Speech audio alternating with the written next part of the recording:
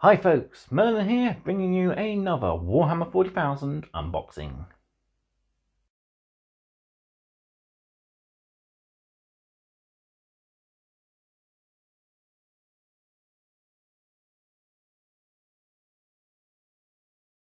So we've just had the brand new release of the Necron Codex, and after a week of forgetting to pick it up, and not being able to get out to pick it up, I finally picked it up, the brand new Necron Codex, data cards, and of course what we're here to look at today, the brand new Imotekh, the Stormlord. Possibly one of my favourite Necron characters next to Nemzor Zandrek. And yeah, this beautiful model perfectly updates his classic model. The paint scheme, however, I'm not too sure on. I may attempt to try and replicate his classic look though when I get around to painting mine, which had the purple chest plate and the gold hip guards and his cloak, which I think is still green back then. But yeah, this model is fantastic. It brings that fine cast model up to the usual standard of Games Workshop models at the moment. And yeah, he's really imposing, still in that same pose with his gauntlet of fire up in one hand and his staff ready in the other. Really going to be a nice leader for my Imotekh Dynasty army. So before we jump over the table, big thank you to everybody who joins me and watches the content, whether you subscribe to the channel or if you are indeed supporting me via Patreon or any other method. Thank you all very much. It helps me keep creating this lovely content for you, and I'm hoping you enjoy it. There are, of course, plenty more unboxings over Christmas. I have my Christmas Day unboxing, and I even have a bonus Boxing Day unboxing, or as I might call it, Unboxing Day. Yeah, that's cheesy. So don't forget, the last thing then is to check all the links in the video description down below, also the comment section down below. Like the video, subscribe to the channel if you haven't, and yeah, let's go unbox a Overlord. So here we have the brand new Imotekh model, and yeah, as I said at the start, he looks really imposing. Yeah, so on the back we've got a few more alternate pictures of him. His beautiful royal cape with scarabs crawling over it, helping his repair systems kick in. Got a nice 1:1 scale picture of him, so that's exactly how big he's going to be. Nice size for an imposing Overlord figure. And yeah, just that classic Imotekh look. Like I said, the colour scheme, I do like the tarnished metal. I've actually done a couple of models already using a Agrax wash over the metal as opposed to my usual Basilicanum grey thin down. And yeah, I kind of like it. But I do wish there's more splash of purple other than just his cables there. I kind of wish his chest plate was still that purple colour scheme from the classic model. But yeah, I might do that for myself, for my own model. Then finally at the bottom here, we got the 40k app, which you can download from Google Play and the Apple Store, and check the warhammer.com website, as well as searching your social medias for all different Warhammer. Words, things, don't eat this, it's not very nice for you. Another shot of Imotekh on the side, and that's it. Right, let's bring in my little knife just to help open the box, and we'll have a look at this guy on the frame.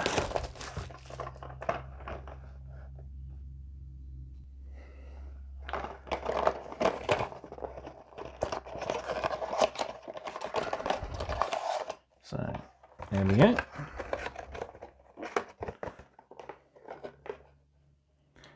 So yeah, we got a 40mm round base for him, so standard sort of Overlord size. And here we have the frame components. So we've got two parts for his cloak. We've got the bottom half there and the top half attached to his shoulder pads. We got his thighs and hips there, plus part of his spine. So we've got the one leg there, the other leg there, 2 halves of his torso, his staff, his loincloth there, his spine, hand, head, and his other arms down there as well. Plus we got some nice base detailing there to paint as well. And there we have Imotekh looking all stormy and lordy. Loads of nice engraved detail. I just love the engraved detail on Necrons. It looks so good. Usual sort of royal raiments that a Overlord will have. I'm probably going to be painting the cloak as a separate component just to make reaching all the details underneath it a whole lot easier. But yeah, quite some chunky mold lines on the one side there. Not so much on this side. But yeah, beautiful looking model. Can't wait to build and paint this guy. Yeah, just loads of detail. The blade has the engraving as well there, so really cool. Yeah, I love the Necron range. And then we have, of course, his instructions. So yeah, he goes together pretty simply. Glue the 2 legs to the thighs, glue the back of the torso to the spinal column, glue the 2 arms in place, which, as you can see there, also have the pistons for the neck joint on. Don't forget to glue the hand to the gauntlet. Glue the front torso on, glue the large back spine column there. Glue the loincloth and his head on. Then glue the staff of the destroyer on before gluing him down to his base detail and gluing that to the base. And then finally glue the 2 halves of the cape together and attach to the shoulder pads. But like I said, I may just leave that separate for now until I can get around to painting all the detail underneath. And there we have the finished model and a couple of examples of him painted there as well. And we got his stats, so 10th edition stats here. So he has a 5-inch move, he is toughness 5, 2+ armor save, 5 wounds, 6+ leadership, and objective control 1. Has an invulnerable save of 4+, has 2 shooting weapons, so he's gauntlet, ignores cover, and has torrent, 12-inch range, d6 attacks, no weapon ballistic skill, strength 5, -1 AP, and 1 damage. And the staff of the destroyer can shoot at 18-inch range as it's a staff of light. Strength of 3 attacks, sorry. 2+ ballistic skill, strength of 6, -3 and 2 damage. And finally in combat, the staff of the destroyer has devastating wounds profile, is range melee, 4 attacks, 2+ to hit, strength 6, -3 AP and 2 damage. So yeah, he's a pretty potent force leader. I'm definitely going to have fun running him in the detachment that focuses heavily on Lichguard and Praetorians. Though I don't really run Praetorians, but I'm definitely going to be running plenty of Lichguard, plenty of Immortals, and some Warriors. And why not a few Canoptic constructs as well. Right. Let's bring him back in and I'll give you my final thoughts on this guy. So yeah, perfect update to a classic model. That's all I can really say about him. It's nice he's not so many components as some characters are. And it's also nice that he's not in very few components like a lot of the push fit characters are.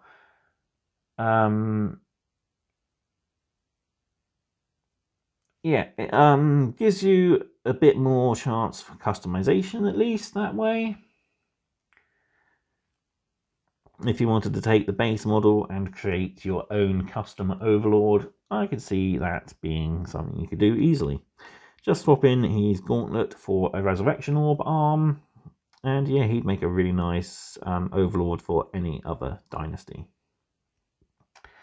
Of course, I'll be running him in my Imotekh Dynasty, where he'll be leading, as I said, a big unit of 10 Lich Guard with swords and shields.